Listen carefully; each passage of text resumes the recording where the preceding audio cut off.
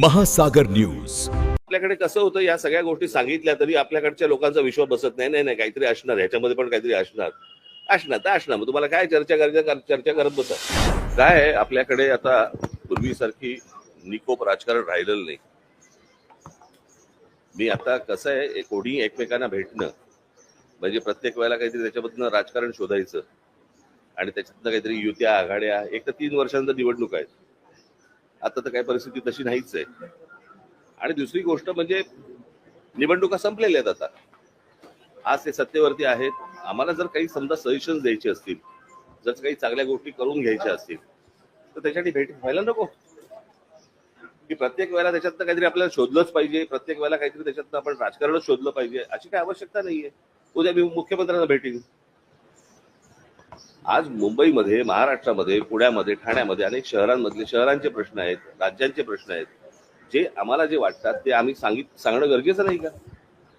मी खरं तर त्या दिवशी तुम्ही जर असतात त्या दिवशी बोललो असतो. मी कशासाठी भेटलो तुम्हाला आठवत असेल. मी आता जे भेटलो त्यांना या सगळ्या ह्याच्यामध्ये जी काय रोजची परिस्थिती मला जी काय आपल्या शहरांची दिसते ती इतकी बिकट आणि विचित्र आणि इतक्या भीषण अवस्थेला पोहोचलेली आहे. आणि त्यातला सगळ्यात महत्वाचा भाग आपण बघत नाही. आपल्याकडे काय होते, डेव्हलपमेंट म्हणजे रस्ते बांधणं, फ्लायओव्हर बांधणं आणि ब्रिजेस बांधणं, याला आपण प्रगती म्हणतो. परंतु मला असं वाटतं की ती सूज आहे. कळलं का? ते काही बाळसं धरलेलं नाहीये.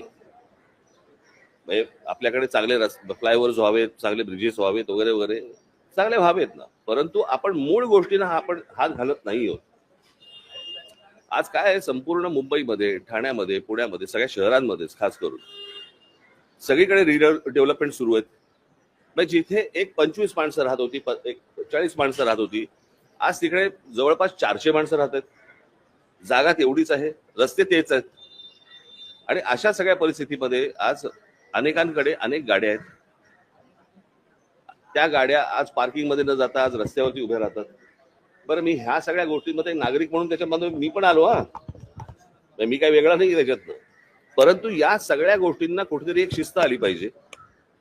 आणि या समजा गाड्या पार्किंगचा इतक्या गाड्या रजिस्टर होत आहेत आपल्या प्रत्येक आरटीओ मध्ये, त्या गाड्या रस्त्यावरती येत आहेत. लांब ठेवा. आता त्या गाड्या सेन्सिटिव्ह असतात ना रे बाईक. तुमची काही चिन्ह दिसली पाहिजे याच्यासाठी चालू असतं का तुमचं? त्या गाड्या आज रस्त्यावरती येत आहेत. आज अनेक इमारतींमध्ये गाड्यांचं पार्किंग आहे. त्या पार्किंग मधल्या गाड्या आज कोणाकडे एक गाडी आहे, 2 गाड्या आहेत, त्याची तिसरी गाडी येते, चौथी गाडी येते. ती चौथी गाडी तिकडे पार्किंगला जागा नाही, ती रस्त्यावरती येते. आज रस्ते ट्रॅफिकसाठी आज तयार नाही आहेत. सगळीकडे जॅम होऊन बसलेला आहे. हा प्रत्येक शहरांचा प्रश्न आहे. आणि शहरांमध्ये येणारी जी माणसं आहेत ती थांबत नाहीयेत, गाड्या थांबत नाहीयेत. हे आपण कुठे नेणार आहोत सगळं प्रकरण? आणि आज मागे हीच गोष्ट मी मुख्यमंत्र्यांना भेटून सांगितली होती, आठवतं तुम्हाला? त्याच्यानंतर मी पत्रकार परिषद घेतली होती. तीच गोष्ट मी आता त्यांच्या कानावरती घातली. ही गोष्ट त्यांनी लगेच ताबडतोब त्या भूषण गगराजींना फोन करून त्यांनी सांगितलं की काय करायला पाहिजे ते सगळं करा.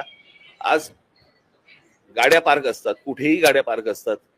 आज डबल पार्किंग करतात. हे तुमचे कोणते ओला उबरवाले आले त्यांना तर काही अक्कलच नसते.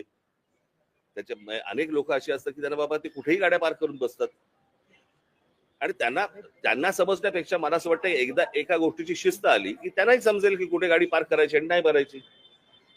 आणि म्हणून मी ते मागे जे सांगितलं होतं की लाल आणि काळा पट्टा तुमचा ह्याला फुटपाथला, त्याच्यावरती तुम्ही नो पार्किंग टाका.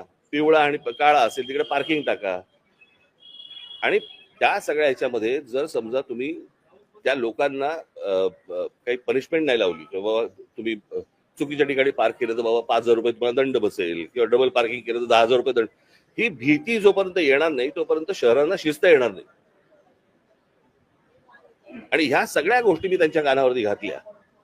परंतु आपल्याकडे